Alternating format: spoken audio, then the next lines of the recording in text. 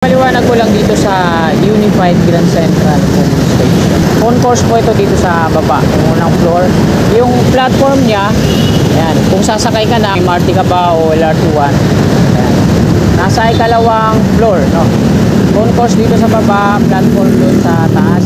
Kasi itong footbridge ng Dream World Hotel na to, hindi pala dito sa likod natin. Pinutol pala nila dyan, ayun, nilagyan na ng harang. So yung girders na yan, steel girders na yan, patungo pala dito. Naglagay din sila ng bubong doon, no? Pag ganun pala yun, connected pala siya sa MRT3 at LRT1. Ayan, happy Wednesday morning mga kababayan. Nandito ulit tayo sa kabanang West Avenue. Ito yung West Insula sa kanan.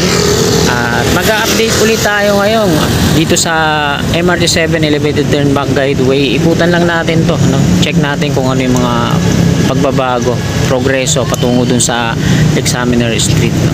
So, kung mapapansin natin dito pa lang sa bungad, no? SCIC, panibagong contractor na naman siguro to dito. Ito yung Paramount EDSA. Ayan, dito tayo babalik ulit mamaya pagka-ikot natin dun sa dulo. So ulitin ko lang, araw po ngayon ng Miyerkules, ikapito na po ng Mayo taong 2025 at ikapito na ng umaga. So huwag na po natin patagalin to. Tara, let's go! Sa mga kasikap natin na nag-aabang lagi ng update dito o progreso, ito, umpisahan po natin dito sa may West Insula, isa ng West Avenue. So dahil maaga pa, ito yung mga workers na pep talk pa yan, meeting kung ano yung mga gagawin nila, yung mga importanteng ibabahagi sa kanila.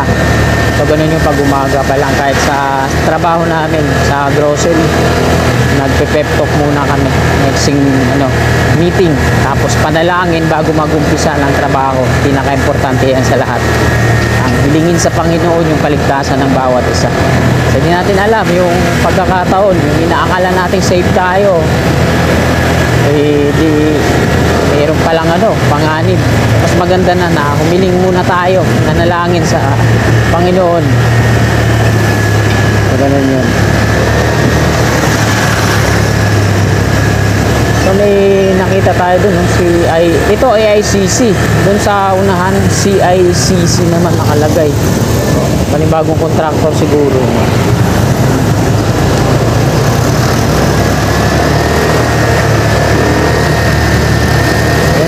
Nag-install na sila dito yung mga clamp ng GI pipe na assemble nila. Maraming nagtatanong na mga kasigat natin bakit ang haba daw ng turnback guideway na to, no? Di daw ba extension na to patungo dito sa LRT2? So sa ngayon patuloy akong nagre-research kung ano ba yung gagawin patungo doon. Sa mga may informasyon dyan, kasi ang gamit ko lang pang research talaga cellphone, wala akong PC o mga laptop, cellphone lang gamit ko, kaya medyo limitado. Kaya bilang tulong na lang sa mga kasikap natin dyan na kompleto ng gadget dyan, no? Tapos may stable na internet, kasi ako data lang, minsan pa wala pa.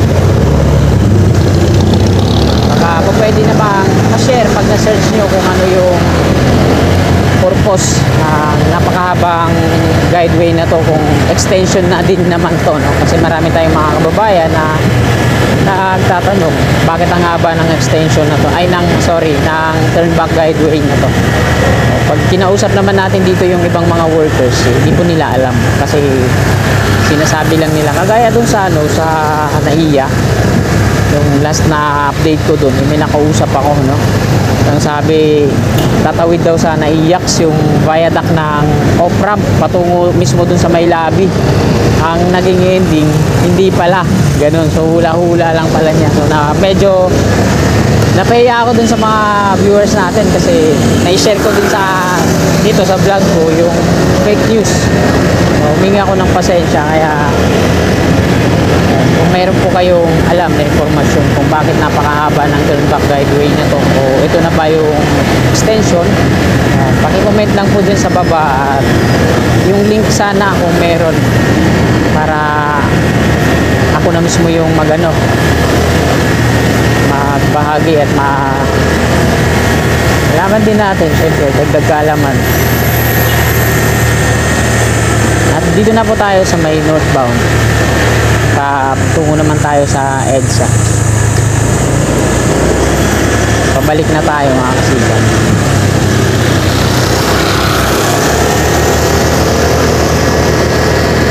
So, kagaya nga ng sinabi ko nung nakaraan, ang may update natin to dito every Monday, Wednesday at Friday. Kasi dito ang schedule ko niyan sa may Camp Aguinaldo. Kaya masisilip natin to, kaya sa mga kasikat natin na nagsusubaybay, antabayanan nyo lagi yung mga araw na yan, mag-update tayo. Papakita ko lang naman kung ano yung kaganapan dito, yung status ng proyekto gaya nito, yung mga pier alignment hanggang dun sa dulo na meron ng mga pier head. Bibilangin natin 1, 2, 3, 4, 5, 6, 7, 8, 9, 10, 11. So nasa 12 na siguro to. Mabilisang bilang lang.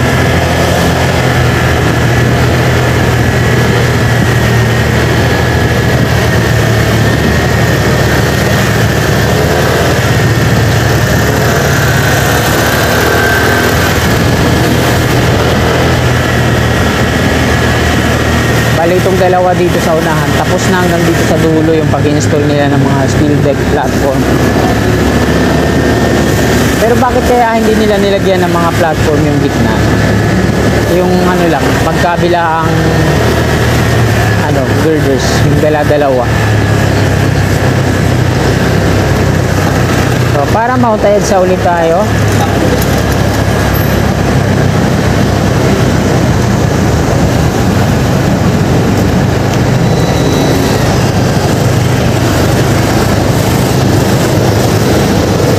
Doon sa North EDSA Common Station, hanggang dito na sa dulo yung pag-install nila ng mga steel columns.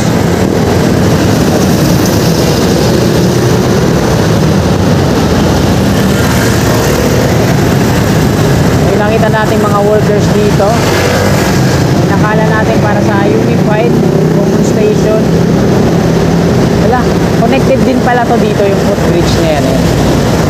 Hindi pala siya i-connect dito.